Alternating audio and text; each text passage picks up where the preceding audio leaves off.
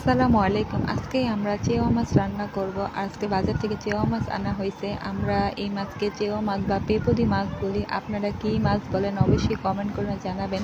আর মাছগুলো লম্বা লম্বা মানে বড় বড় ছিল আর মোটা মোটা ছিল। যাই হোক, এখন আমি মাছগুলোকে কেটে নেব। তারপরেই তো আমি মাছগুলো কেটে নিচ্ছি। আর এই মাছগুলো কিন্তু সাইজ ছাড়া কাটা যায় না, তাই জন্য আমি মাছের প্রথমে দুই পাশে যে শিকড়ের মতন থাকে সেগুলো আমি কেটে নিচ্ছি। আর নদীর মাছ হলে কিন্তু বেশি ভালো লাগে খেতে। আর এটা যেহেতু নদীর মাছ না, মানে চাষের মাছ, তাই জন্য মোটা মোটা। আর নদীর মাছ কিন্তু একটু চিকন চিকন হয়। আর নদীর মাছ কিন্তু খেতে অন্যরকমই, মানে অন্যরকম একটা স্বাদ। আর নদীর মাছটা রান্না করলে অন্যরকমই একটা ঘ্রাণ আসে। আমাদের নানির বাড়ি যেহেতু নদীর সাথে, আমরা নানির বাড়িতে গেলে কিন্তু অনেক ধরনের মাছ খেতে পারি, নদীর মাছ খেতে পারি। আর নদীর মাছের কিন্তু স্বাদই অন্যরকম। যাই হোক, এখন এই মাছগুলোকে আমি কেটে নিচ্ছি। প্রথমে আমি মাছের রগগুলো ফেলে দিচ্ছি আর মাথাও কেটে ফেলে দিচ্ছি। তারপরে এই তো মাছের রগগুলো আমার কাটা হয়ে গিয়েছে। আর এখন আমি মাছগুলোকে পিস পিস মানে টুকরো টুকরো করে কেটে নেব। যেহেতু লম্বা লম্বা, এখন আমি টুকরো টুকরো করে কেটে নেব।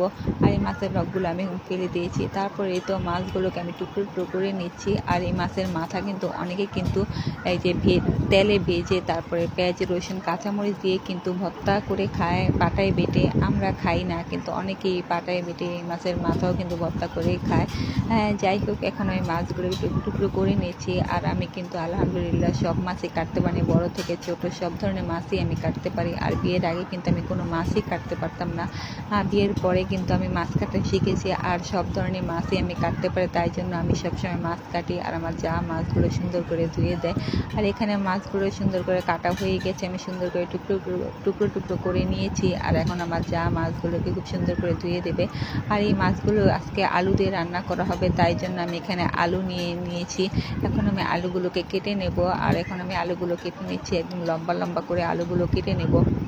আর এই মাছগুলো কিন্তু আলু দিয়ে বা পেঁয়াজ কেটে ভুনা করলেই কিন্তু খেতে বেশি ভালো লাগে।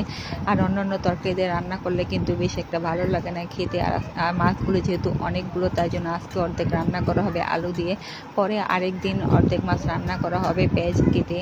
আর এখানে আমি আলুগুলো কেটে দিয়েছি, এখন আমি ভালো করে ধুয়ে নেব। আর সাথে আমি পেঁয়াজও কেটে নিয়েছি। আর আজকে শুটকির ভর্তাও বানাবো, তাই জন্য শুটকিও নিয়ে নিয়েছি। আর এর আগের ভিডিওতে কিন্তু আমি আপনাদের সাথে শেয়ার করেছি শুটকির ভর্তার ভিডিওটা। আর এখানে আমি পেঁয়াজ রসুন আর কাঁচামরিচ কিন্তু সাথে কেটে নিয়েছি শুটকির ভর্তাটা বানানোর জন্য। আর এগুলো আমি কিন্তু চুলায় সিদ্ধ করতে বসিয়ে দেব। আর এখানে মাছগুলো সুন্দর করে ধুয়ে দিয়েছে আমার যা, এখানে একদম পরিষ্কার করে সুন্দর করে ধুয়ে দিয়েছে। আর এখন রান্না করবে। আর এখানে আমি শুটকিগুলো কিন্তু পোড়া পোড়া করে আমি সিদ্ধ করে নিয়েছি, একটু পানি রাখি নাই। এখন আমি এগুলোকে পাটায় বেটে নেব সুন্দর করে। তারপরে এই তো আমি সাথে লবণ দিয়ে দিয়েছি, লবণ দিয়ে নিই সিদ্ধ করার সময়। এখন আমি লবণ দিয়ে এগুলোকে পাটায় বেটে নেব। তারপরে এই তো আমার শুটকিগুলো বাটা হয়ে গিয়েছে, এখন আমি একটা বাটিতে তুলে নিচ্ছি। আর এর আগের ভিডিওতে কিন্তু আমি শুটকির ভর্তার ভিডিওটা আপনাদের সাথে শেয়ার করেছি, তাই জন্য আর ভিডিওটা আমি দেখাই নাই। আর এখানে বাটিতে শুটকির ভর্তাগুলো তুলে নিয়েছি। আর এখানে তরকারিটা প্রায় হয়ে গিয়েছে, মানে আর এই মাছগুলো আগে থেকে কষিয়ে নামানো হয়েছে। এখন মাছগুলো দিয়ে আর ধনেপাতা দিয়ে তরকারিটা নামিয়ে নেব। আর এই তো তরকারিটা রান্না হয়ে গিয়েছে। আজকে আমাদের দুপুরে খাওয়া দাওয়া ছিল যে এই মাছের তরকারি আর সাথে শুটকির ভর্তা আর ডাল। যাই হোক, আজকের ভিডিওটি এই পর্যন্তই। আল্লাহ হাফেজ।